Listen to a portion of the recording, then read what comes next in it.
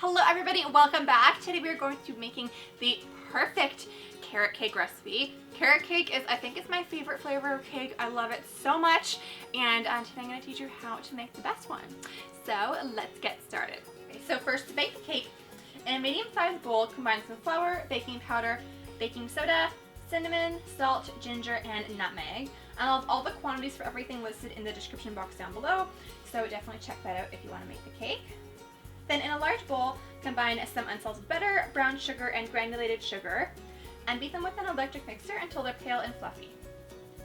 Add the eggs one at a time, beating with each addition. Then add some vanilla extract, some water, and some grated carrots, and beat until combined. Add the flour mixture and the pecans, and mix together on low speed until fully combined. And if you have a nut allergy, you can simply omit the pecans. Don't worry about it. They taste good, but they're not like necessary, really.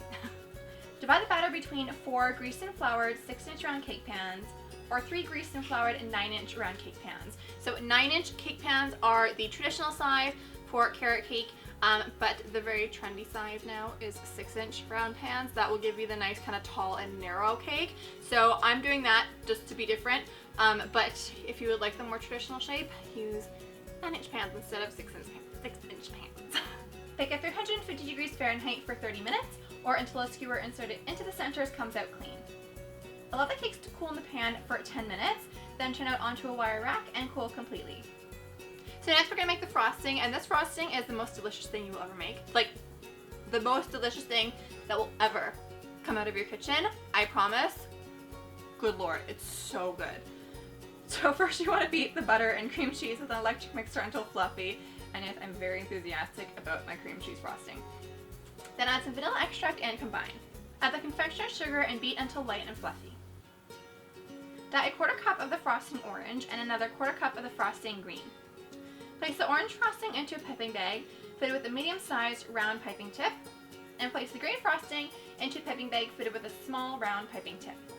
To assemble the cake, you want to slice the tops and bottoms off all the cakes to smooth the surface. Stack the cakes on your work surface and spread some frosting between each layer. Coat the cake in a thin layer of frosting and then transfer it to the fridge to chill for 30 minutes. And so this thin layer of frosting is called a crumb. It's called a crumb coat. I'm getting tongue twisted today. So what it's going to do, it's going to catch all the crumbs of the cake in that thin layer of frosting, so that when you're applying the next or like the final layer of frosting, you won't see any crumbs in the frosting and it will look perfect and clean. It's especially noticeable when you have a darkish cake and a lighter frosting. You can like really tell when you see little like cake crumbs, so this is going to prevent that.